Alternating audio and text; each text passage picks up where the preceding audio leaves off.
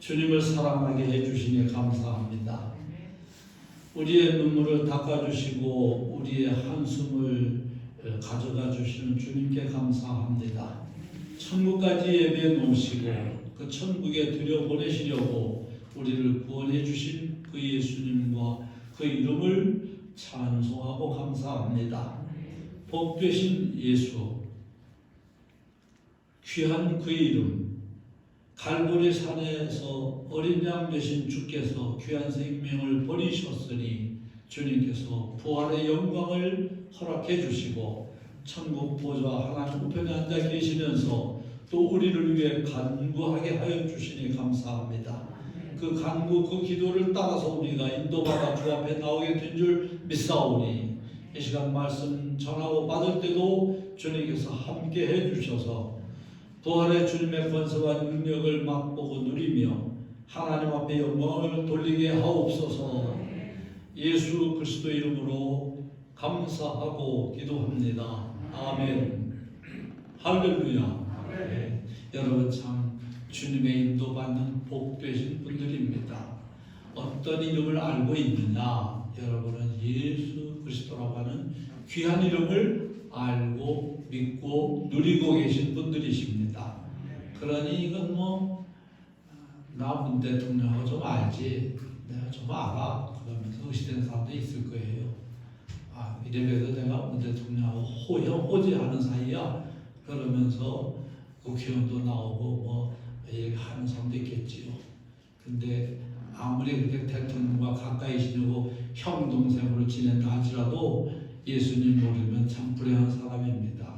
그러나 우리는 그 귀한 이름을 가지신 구원자 예수님과 동행하고 주님이 우리를 알아주시고 우리가 주님을 알게 된 것을 하나님께 감사할 수밖에 없는 것입니다. 여러분 이 세상에서 예수로 모든 것이 회복됩니다. 따라해보세요. 예수 그리스도로 말미암아 모든 것이 회복됩니다. 여러분에게 회복될 것이 많이 있을 줄 압니다. 우리 교회도 회복되어야 될 것이 많이 있고요. 개인적으로도 교회적으로도 이 나라를 봐도 회복되어야 될 부분들이 상당히 많습니다.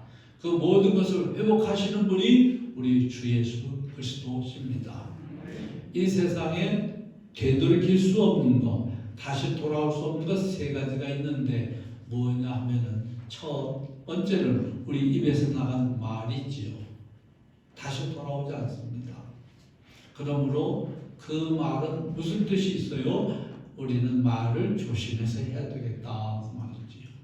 지혜로운 말은 은쟁반의 금사과와 같다라고 잠언에 있는데 참으로 은쟁반의 금사과와 같은 지혜로운 말을 할 수 있는 분들 되게 하시려고 그런 말씀이 잠언에 있는 것이지요.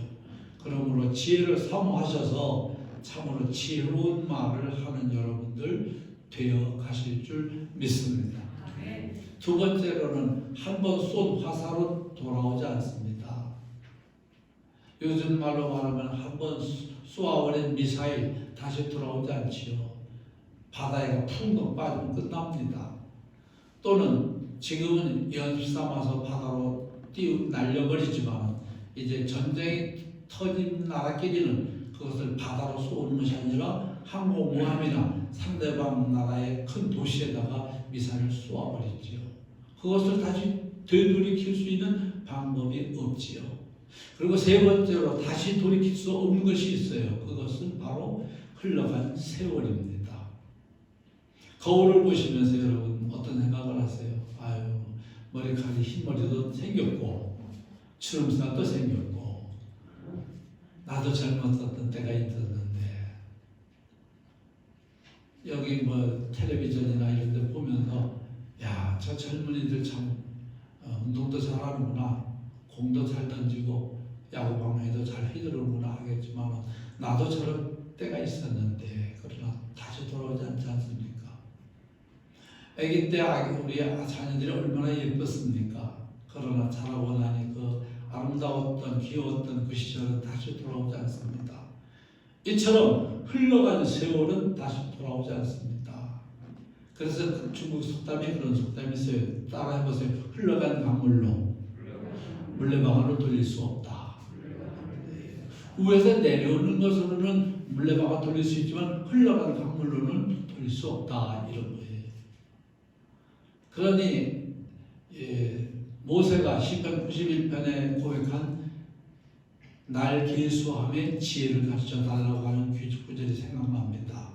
한번 따라해보세요. 우리 날 계수함을 가르치사 지혜로운 마음을 얻게 하소서. 내 날짜를 계산해 보세요. 날수를 한 살 될 때까지 365일이 지나갑니다. 2살 될 때까지 우리나라식으로 말하면 또 날짜가 자꾸 지나갑니다. 몇 날이 지나갔을까요, 여러분들은? 또 앞으로 남은 날은 몇 날이 남아 있을까요? 지나온 날은 다 계산할 수 있겠지만 나이가 51인 분은 50년이 지나갔지요. 근데 앞으로 오는 날은 얼마인지 알 수가 없어요. 우리가 앞으로 50년을 더 살지 20년을 더 살지 아니면 내일 밤이라도 불러가실는지 우리는 알 수 없는 것입니다. 그러나 모세의 기도대로 날 계수함을 가르치사 지혜로운 마음을 얻게 하소서.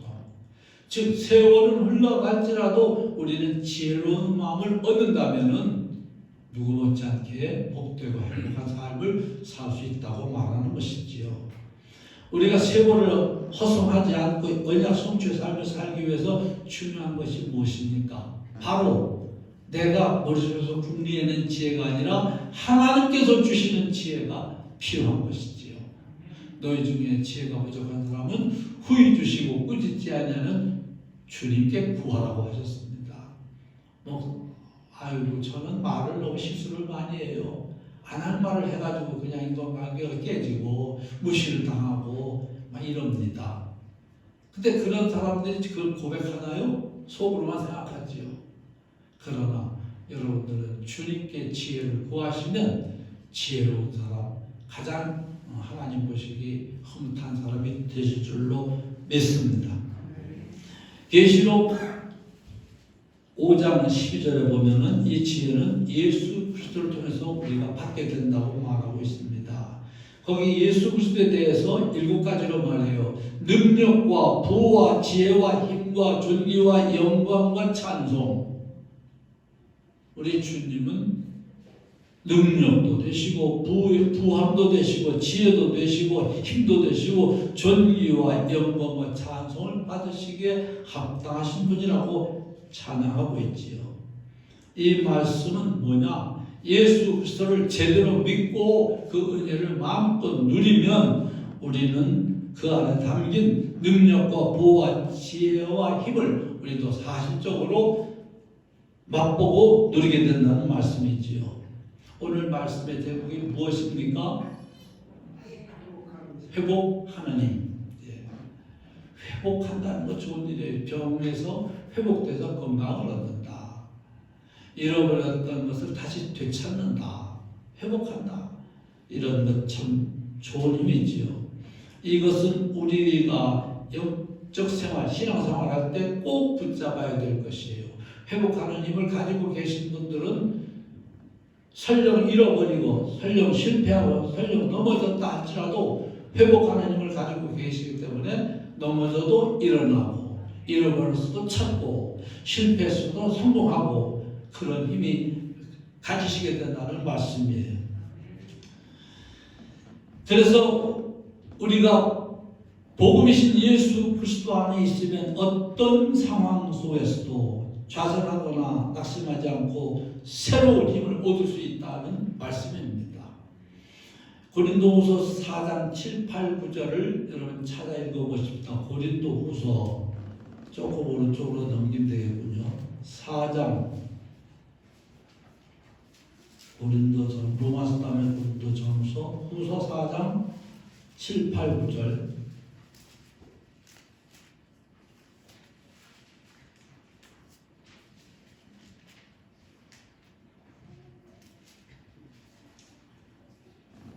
세 절 같이 한 목소리로 읽습니다. 합독합시다. 우리가 이 보배를 질그릇에 가졌으니 이는 심히 큰 능력은 하나님께 있고 우리에게 있지 아니함을 알게 하려 함이라. 우리가 사방으로 우겨쌈을 당하여도 쌓이지 아니하며 답답한 일을 당하여도 낙심하지 아니하며 박해를 받아도 버림받지 아니하며 거꾸로 뛰림을 당하여도 망하지 아니하고. 할렐루야. 그게 안 좋은 말들이 다 나와 있지요. 우겨쌈을 당한다. 답답한 일을 당한다. 박해를 받는다. 거꾸로 뛰림을 당한다. 이렇게 어려운 일들이 막 우리 앞에 첩첩산중으로 닥쳐온다 할지라도 우리는 쌓이지 않고 낙심하지 않고 버림받지 않고 망하지 않는다 그 말이에요. 왜 그렇습니까? 지혜이신 예수께서 우리 마음속에 성령으로 와 계시기 때문이고 복음이신 예수께서 우리를 회복시키시는 능력을 어떤 상황, 어떤 환경에서도 다시 회복될 수 있는 힘을 베풀어 주시기 때문입니다. 오늘 읽은 본문 말씀은 누가복음 22장 54절에서 62절에는 베드로가 예수님을 3번 부인한 그런 사건이 기록되어 있지요. 이것에 대해서 우리가 많이 읽고 많이 들었던 말씀입니다. 이 사건은 마태, 마가, 누가, 요한이 사복음서에 다 기록되어 있을 정도로 우리가 영적 삶, 신앙생활 하는 데 있어서 중요한 교훈을 주는 말씀이라고 할 수 있습니다. 이 사건이 일어난 시점이 언제냐? 예수님께서 가야바테 제사장의 집에 가서 재판을 받으려고 가선 계시는데 제자들이 다 도망갔지요. 입으로는 우리가 그 줄을 따라가겠나이다, 절단 우리를 줄을 걸지 않겠나이다 했지만 예수님께서 막상 잡혀서 끌려가시니까 다 도망갔어요. 그러나 그 중에 그래도 베드로만은 멀찍이 따라가다가 재판 도중에 정원이라고 할까요? 궁정, 그 정원, 그 안에까지 들어가서 불을 쬐고 앉아 있는 거 아니겠습니까? 그런데 이제 십자가 지시까지 불과 몇 시간 남지 않은 상황인데 대제사장들과 백성들의 장로들이 보낸 큰 무리에게 잡히셔서 체포될 때 다 도망갔지만 베드로는 그래도 수제자라 이름값을 하느라고 따라는 들어갔습니다. 그런데 주와 함께 죽을지언정 주를 의뢰하지 않겠다던 제자들은 다 들어가고 베드로만 거기 갔는데 여러분 예기치 못한 사건이 벌어진 것입니다. 그것은 바로 베드로가 예수님을 3번 부인하게 된 사건이지요. 그건 물론 예수님이 미리 예언하셨습니다. 예수님 말씀대로 성취된 것이지요. 그런데 이 사건이 일어나니까 베드로는 아주 말할 수 없는 충격에 빠지게 됐어요. 예수님을 부인한 후 밖에 나와서 오늘 마지막 절에 보니까 심히 통곡하니라 했어요. 통곡했다. 이것은 회개라고 볼 수 있겠지요. 통곡을 했어요. 근데 거기서 끝나면 더 이상 얘기는 재미가 없습니다. 예수님을 다시 만나가지고 예수님으로부터 그 죄 사함도 받고 또 새 사명을 부여받는 회복되는 아름다운 이야기, 멋진 스토리가 거기 담겨 있는 것입니다. 베드로는 이 사건이 일어나서 주님을 3번씩이나 부인하고 주님의 연민에 찬 사랑의 눈길을 받은 사람이지만 다시 주님을 통해 힘을 얻고서 초대교회 시절에 예루살렘 교회에서 아주 중요한 일을 담당한 귀한 인물이 됐던 것입니다. 이와 같이 한 번도 아니고 3번이나 부인했던 베드로가 다시 회복돼서 주의 말씀을 전하는 초대교회 귀한 일꾼, 예루살렘 교회 수장이 될 수 있었던 것은 바로 복음의 힘인 것이지요. 복음의 힘이 베드로를 다시 이렇게 세운 것입니다.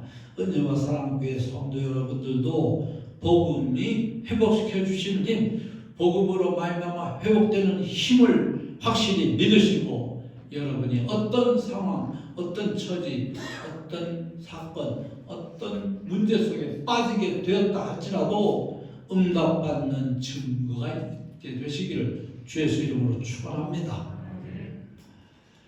다시 본문 22장으로 가십시다. 누가복음 22장. 마태, 마가, 누가복음 22장.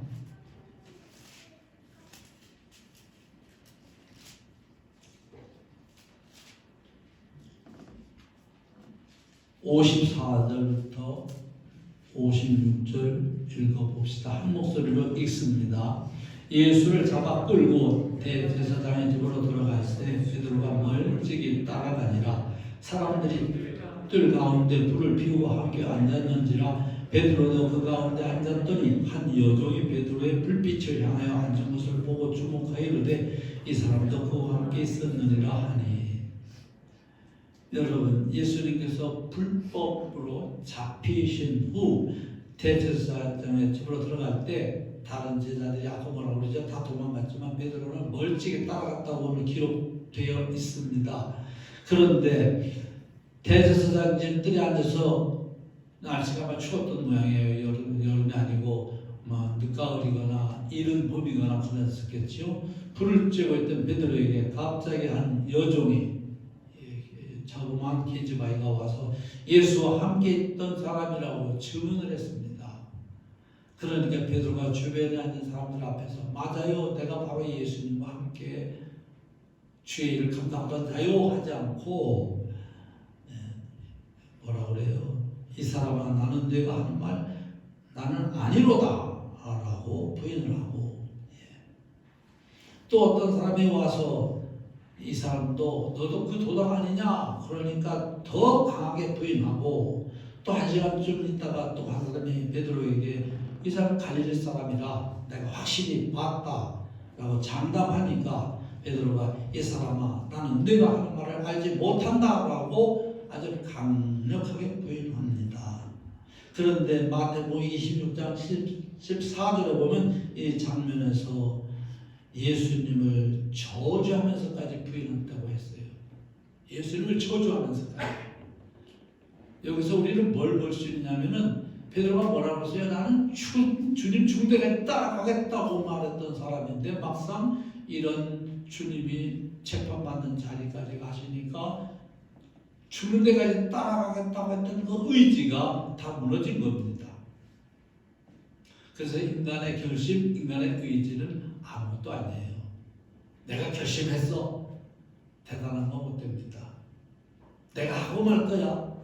그거 대단한 거 못 돼요. 환경 바뀌고 일 터지면 다 어디로 가는지 모르는 게 인간의 나약한 의지인 것이죠. 베드로가 그걸 아주 여실히 보여주고 있어요. 얼마나 굳게 다짐했고 주님 앞에서 맹세까지 하면서 다른 사람은 다 버리지라도 나는 주님을 따르겠다고까지 죽는 자리까지도 가겠다고 했는데 막상 일이 벌어지니 이렇게 부인하는 사태로 떨어졌죠. 예수님이 그렇게 예언하셨으니까 예언대로 된 것이지. 그럼 예수님께서 왜 그런 예언을 하셨을까요? 인간의 의지의 연약함을 알고 계시기 때문이지요. 그래서 너희들의 다짐과 너희들의 결심이 중요한 것이 아니라 내가 너희들에게 힘을 주고 너희들이 붙잡아 줘야 된다라는 것을 보여주신 것입니다. 여러분, 베드로를 볼 때 어떤 생각이 들어요? 어떤 생각이 드세요? 한심하거나 이런 마음이 드는 것도 있을 것이고, 맞아, 인간은 그렇게 약한 존재야 라는 생각도 들겠지요. 우리라고 뭐 별다르겠습니까? 우리도 막상 어려운 일이 닥치면 정말 주님을 위하여 목숨을 내놓을 수 있겠습니까? 우리도 베드로와 못지않은 연약한 존재, 연약한 인간에 불과합니다. 우리의 지나온 과거를 한번 되돌이켜 보세요. 내 의지와 내 뜻대로 되오고 살아오셨습니까? 유명한 말 있지 않습니까? 새해가 되면은 올해는 내가 뭐 하겠다 라고 다짐해놓고 작심, 그 다음에 무슨 말이 나와요? 3일. 근데 요즘은 그런 말 있지 않습니까? 많이 들었는데 작심 3초. 3초도 못 간대요. 결심해놓고. 그게 인간입니다. 그래서 우리는 그리스도가 필요한 존재들이 된 것입니다. 주님은 베드로가 이렇게 될 수밖에 없었던 이유를 우리를 알게 해주십니다. 그것은 베드로에게 영적인 준비가 안 돼 있었다는 거예요.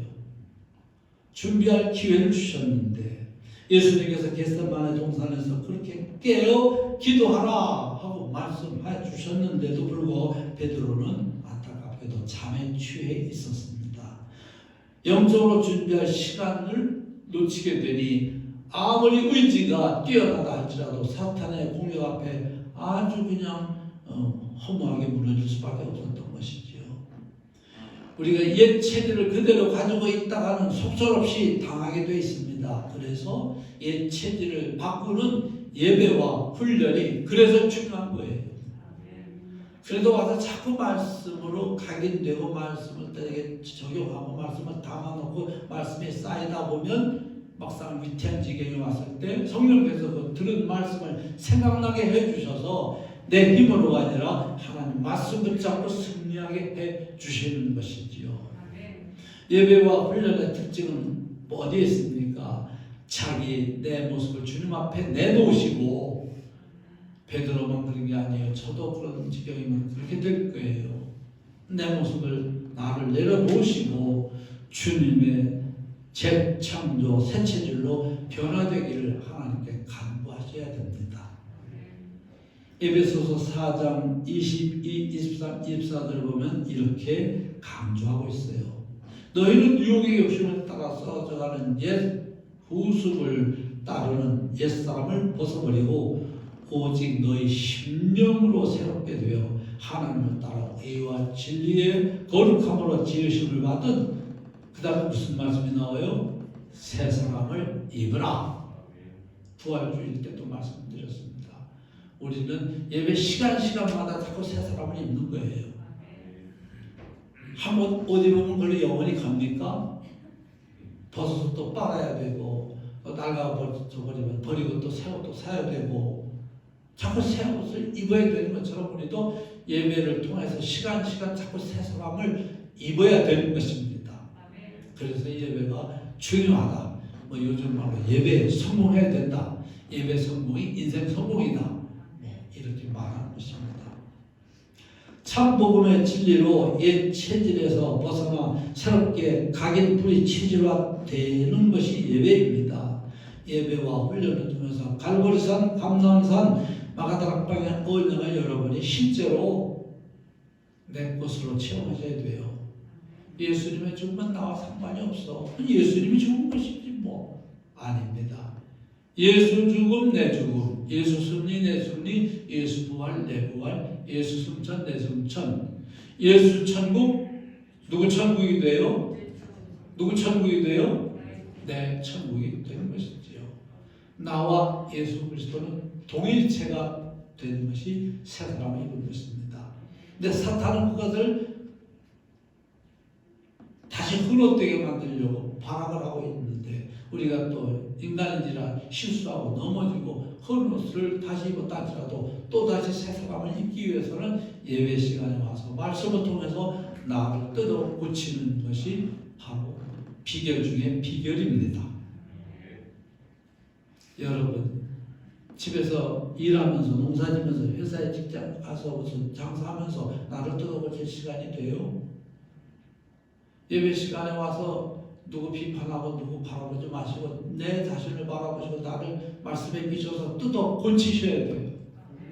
나는 어떻게 말만 하면 이렇게 쓸데없는 말, 부정적인 말, 그런 말을 해서 내 스스로 낙심하고 남에게 실망을 끼치는가. 그런 나 자신이 발견된다면 주님께 간구하셔서 지혜로운 마음을 주셔서 지혜로운 말할 수 있게 해주세요 라고 말씀을 드리면서 다짐하시고 각인하시고, 그러다 보면은 우리 뇌 속에 골이 파이는데 한 번만 다짐해가지고는 살짝 금이 간답니다. 주름이. 그러다 다시 얼마 있으면 딱 펴진대요. 근데 자꾸 하니까 거기 골이 파여지면서 이제 내부가 된답니다. 그거다 처음에 외울 때 2는 2, 2는 3, 2, 3은 0, 2, 4, 8하고 외우지 않습니까? 그거 한 번에 따라했다고 해서 외워지지 않지요. 근데 자꾸만 노래 부르듯이 따라하다 보니까 골이 뇌에 파였다가 또 지워졌다가 파였다가 자꾸 깊이 파여져가지고 그 다음에는 98 뭐가 돼요? 98 72 탁 나오죠. 89도 72, 98, 70 막 나와요. 그게 바로 각인되는 것이지요. 근데 이런 세상 지식도 그렇게 자꾸 반복하면 각인되고 내 것이 되듯이 영적 지식도 예배를 통해서 자꾸만 아멘으로 받아들이고 그것을 기억하고 내 삶에 적용하다 보면은 필요할 때마다 하나님 말씀이 튀어나오고 말씀이 생각나고 내 힘으로가 아니라 말씀이 주신 힘으로 승리하는 삶을 살아가게 되는 것입니다. 한마디로 옛 진리로서 벗어난 참복음의 진리로 예배와 훈련을 통해서 갈보리산, 감람산, 마가다락방의 은혜를 체험해서 각인하시고 사도행전 1장 1절, 3절, 8절, 138 1장 1절은 무엇입니까? 그리스도. 3절은 하나님 나라. 8절은 성령 충만. 이미 여러분이 이렇게 질문할 때 답변할 수 있었던 것은 여러분 속에 이 세 가지가 각인되어 있다고 볼 수 있습니다.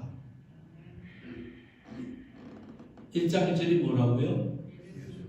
그리스도. 3절은 하나님 나라. 8절은 이게 어디에 있는 말씀이에요? 사도행전. 잘 아시는 분이요. 변함없는 언약적인 진리로 완전히 무장하게 되는 것입니다. 은혜와 사랑하는 모든 성도 여러분 모두 예배와 훈련에 성공하셔서 어떤 사탄의 공격도 내 힘으로가 아니라 하나님의 말씀으로 예수님처럼 물리치시고 응답을 체험하게 되시기를 우리 주 예수님 이름으로 축원합니다. 두 번째로 복음은 다시 시작하게 만듭니다. 우리를.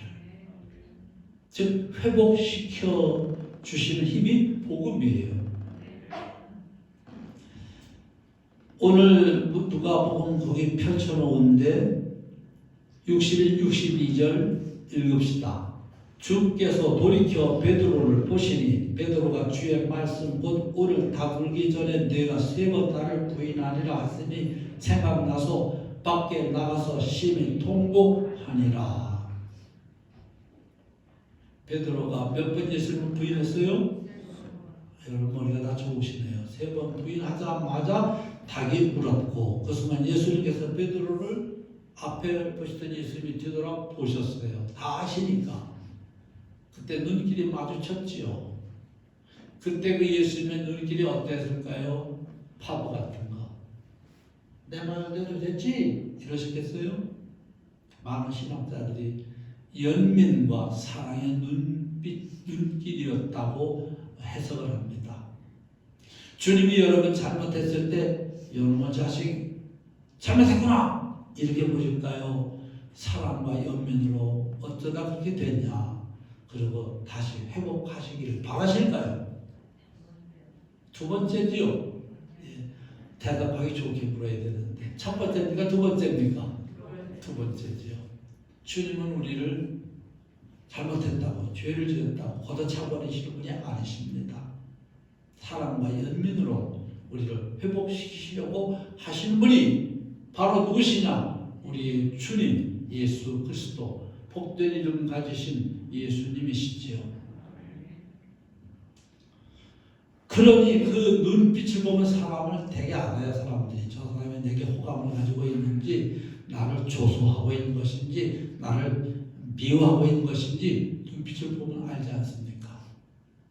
그래서 만나기 전 사람은 눈도 쳐다보기 싫지요. 그런데 사람은 자기 아들, 딸 눈 보기 싫어서 안 보려고 그래요? 눈만 마주치면 좋아가지고 그냥 뭐 혀를 차고 그렇게 좋아하잖아요. 눈빛이 서로 통하지요. 예. 주님의 눈빛이 여러분의 눈빛과 맞을 때 여러분은 은혜를 받은 자가 되는 것입니다. 베드로는 그러니 그런 주님의 눈빛을 보면서 눈길을 받으면서 나 같은 결국 넘어질 수밖에 없는 일을 낙심하지 않았어요. 통곡을 했어요. 저렇게 나를 염려해 주시고 나를 위해 기도해 주신 예수님을 내가 부인하다니 하고 통곡을 했다고 했습니다. 모두 주를 버릴지라도 나는 결국 버리지 않겠나이다. 내가 주와 함께 죽을지언정 주를 부인하지 않겠나이다. 예, 그렇게 자신만만했던 그의 교만함이 깨어지는 순간입니다. 예수님께 대한 죄책감으로 인하여 회개의 눈물을 흘렸습니다. 이런 베드로를 향하신 예수님의 눈길은 안타까움과 사랑과 연민의 눈길을 보여주셨지요. 누가복음 22장 32절에도 보면 예수님께서 이미 실패할 베드로를 위해서 기도하셨음을 밝혀주고 있습니다. 지금도 우리 안에 성령으로 함께 하시는 예수 그리스도께서 우리 연약함을 아시고 우리를 위하여 기도하고 계신다고 했어요? 기도 안 하신다고 했어요? 아멘. 로마서 8장 26절 이와 같이 성령도 우리 연약함을 도우시나니 우리가 마땅히 기도할 바를 알지 못하나 오직 성령께서 말할 수 없는 탄식으로 우리를 위하여 친히 간구하시느니라. 여러분, 어떤 환경, 어떤 어려움 속에 여러분이 처하게 될지라도 여러분을 위해서 기도하고 계시는 우리 주 예수님의 성령으로 여러분과 함께 계십니다. 그리고 여러분을 위해서 기도하고 계시는 거예요. 목사님 저 좀 위해서 기도해 주세요. 그런 말씀도 하는 분도 계신데 목사가 기도해 주는 것도 나쁘지 않겠지요. 그러나 예수님이 기도해 주시는 것과 비교할 수 있을까요? 없을까요? 없지요. 사람 의지하지 마시고 우리 예수님 주님을 진실로 믿고 의지하시는 여러분이시라면 실패했어도 넘어졌어도 어려움을 당했어도 낙심할 이유가 전혀 없어요. 예수 그리스도를 여러분이 눈을 들어 바라볼 때 다시 시작할 수가 있는 것입니다. 넘어졌던 자는 일어서게 되고 사탄에게 속았던 자는 정신을 차리게 되고 여러분 요한복음 21장을 보면 이 베드로를 가지고 예수님께서 그 마음속에 회복의 길을 열어주시는 것을 볼 수 있죠. 베드로가 가졌던 그 주님께 대한 죄송한 마음, 자기 자신에 대해서 낙심했던 마음, 그걸 다 벗어버리게 해주시고 세 번 사명을 미션을 주시지 않습니까? 그게 무엇입니까? 내 양을 먹이라, 내 어린 양을 치라, 내 양을 먹이라. 새로운 사명을 주시고 다시 이렇게 세우신 것입니다. 이것이 뭐라고요? 복음이에요. 죄는 미워하되 사람은 미워하지 말라는 말이 있습니다만 이 말은 말하기 쉬워요. 따라해보세요. 죄는 미워하되 사람은 미워하지 말라. 말하기 참 쉬워요. 근데 행동으로 옮기긴 참 어려워요. 내게 손을 끼치고 나를 갖다 망가뜨리고 나를 무너뜨리고 나에게 해를 끼치려고 하는 사람을 어떻게 불쌍히 여기게 되겠습니까?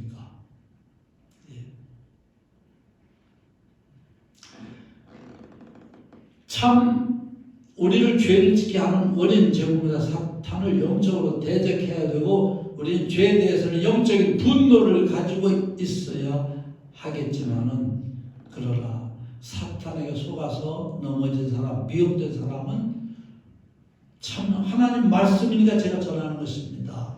불쌍히 여기는 마음을 가지고 기도해 줘야 된다고 주님은 말씀하는 거예요. 쉬운 일은 아닙니다. 그러나 우리가 주님의 말씀이니 따르려고 그 말씀 붙잡고 기도하시면서 말씀의 사람이 되기를 간절히 간구하고 소원합니다. 이것이 복음이지요. 은혜와 사랑의 모든 성도 여러분은 이런 복음의 눈, 복음적 시각 다 가지시고 내 주변에 나와 상대하는 사람 가운데 넘어진 사람, 나를 넘어뜨리던 사람, 이런 사람 있다면 그 죄는 미워하겠지만 그 사람만은 불쌍히 여겨서 기도해 줄 수 있는 은혜를 하나님으로부터 꼭 받으셔야 될 줄로 믿습니다.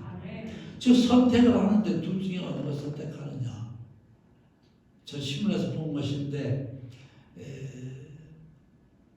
어떤 사건에서 또 어떤 사람과의 관계에 있어서 또 지나온 날 나의 실패하는 것에서 우리는 안 좋은 쪽을 자꾸 선택을 한대요. 사람은 심리적으로.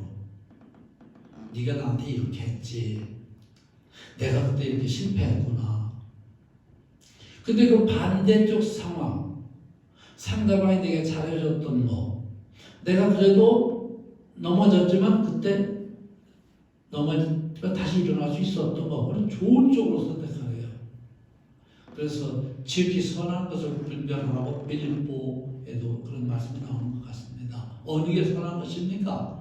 내 과거에 실패했던 것만 자꾸 곱씹고 되짚으면서 낙심하고 있어야 되겠어요? 주님 바라보면서 다시 그래도 일어나게 해주셨으니, 그러니까 결국 우리 항상 선택의 기로에 서 있는데 어느 쪽을 선택하느냐? 아유, 하나님이 여기 택하라 그렇게 말씀해 주시면 얼마나 좋아. 근데 그렇지 않아요. 선악과 먹지 않도록 좀 나를 이끌어 주시지. 왜 먹도록 내버려 두셔? 우리에게 자유의지가 있는 것입니다. 따라해보세요. 선택은 내가 하는 것이다. 그러나 주님의 도움을 받을 수 있습니다. 하나님, 제가 좋은 선택을 할 수 있게 도와주세요.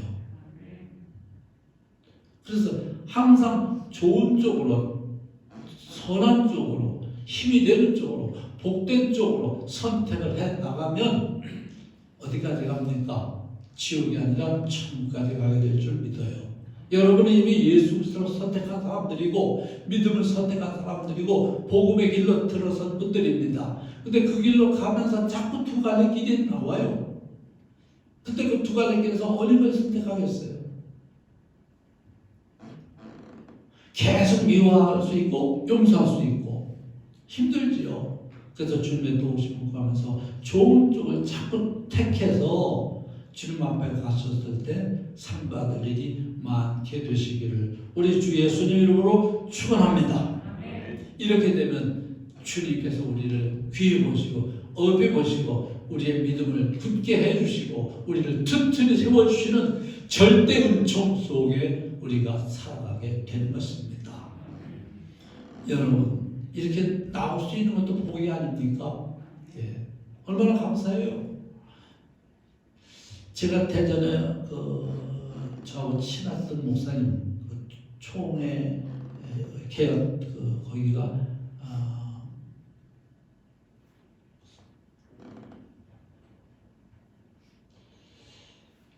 무슨 총회인지 생각이 안 나네. 우리는 지금 개혁총회지만 거기는 호건총회. 누가 답변을 썼어요? 예? 예, 하여튼 호건총회에 있을 때 친하게 되는 목사님이 계신데 2층이 빌딩을 하나 사셨어요. 대거리에. 그래가지고 1층에는 무슨 신용, 2층에는 식당, 3층 예배실, 4층 어린이방 이렇게 한 5층짜리 빌딩, 소규모 빌딩을 사셨는데 예배당을 들어가니까 천장이 나지막합니다. 그리고 창문은 다 이렇게 또 창에다가 못을 내서 이렇게 다 이쁜 문을 그려서 문은 다 막아놓고 그 대신 창문을 그려놨어요. 이쁘게. 그리고 이제 출입문만 하나 있죠. 천정은 낮고 근데 거기 소금난로를 피우고 있고. 그래서 예배 끝나고 제가 그랬죠. 목사님 꼭 예배 끝나시면 항상 정문을 화재 열어놔서 환기가 되게 하셔야 됩니다. 왜냐하면 천정이 낮은데 자꾸 사람들이 꽉 차서 그 나쁜 모기가 나오고 소유가스 나오고 이렇게 되면은 눈이 시겁고 골이 아프고 사람들이 힘들어집니다. 그랬더니 목사님은 남이 안 보시는 걸 보시는 눈이 있네요. 그러더라고요. 자기는 상도 못했대요. 근데 왜 이 얘기가 갑자기 생각났냐면 지난 주일 낮 예배 때 자꾸 눈이 시거워서 뜰 수가 없어요. 눈물이 막 결국 나오더라고요. 막 줄줄 흐르는데 아마 앞에 분들은 보셨을 텐데 목사님 왜 이렇게 또 우시나 이럴 거예요. 옛날에 어떤 분이 목사님 왜 이렇게 우시냐고 그랬던 질문을 받은 적도 있는데 이 눈이 쉬고 눈물 흐르는 건 종종 경험했습니다. 근데 제가 그 이유를 알았어요. 여러분은 저렇게 앉아있으니까 그래도 이 안 좋은 가스를 덜 마시고 저는 문은 다 닫아놨는데 이 석유 골로 저거 2개, 3개 켜놓고 있으니까 우르 쌓이면서 점점 내려와요. 여기까지 내려오니까 여러분까지 안 갔는데 저는 이제 눈이 식어온 거예요. 그래서 눈을 쉬어 뜰 수가 없고 눈물이 나오고 쩔쩔맸습니다. 근데 여기서 일어나서 이걸 안 썼냐? 이걸 찍잖아요, 자꾸. 그래서 또 안에서 이거 꺼내는 모습도 찍힐까 봐 그러지도 못하고 아주 애를 먹은 적이 있는데, 그래서 어제부터 문을 열어놨어요, 다. 왜냐하면 요새 미세먼지가 좋다고 해가지고. 그래서 여러분 틈만 나오면 화재 열어놓으셔가지고 환기를 잘 시켜야 우리 육신의 건강에 유익합니다.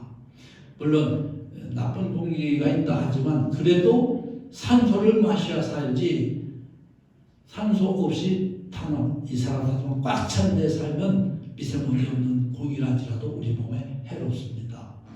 그런데 그래서 제가 뭐가 감사하냐면 천장이 높고 큼직하니까 이렇게 띄엄띄엄 앉아가지고 편안하게 예배할 수 있으니 얼마나 감사한 일이에요. 어떤 교회는 천장이 나트막한 데서 그 뭐 한 40평 되는데 한 150명 들어 앉아가지고 그러니 얼마나 금방 다 빠지고 그러겠어요. 그래서 이렇게 시원한 예배당 주신 것도 감사하고 널찍하게 앉을 수 있는 것도 감사하고 따라 해보십시오. 감사할 것이 참으로 많습니다. 채무도 하나님 은혜로 4억 7천에서 지금 1억 3천이 줄어들었어요. 하나님이 3년째 이렇게 벌써 역사가 일어났습니다. 또 일어나게 하나님이 하십니다. 우리 전체가 막 그냥 재벌들이 있어서가 아니라 하나님의 은혜로 되는 것입니다. 그래서 감사밖에 할 것 없습니다. 여러분 옆에 있는 분하고 인사하시고 기도하겠습니다. 하나님 은혜가 감사밖에 할 것이 없군요.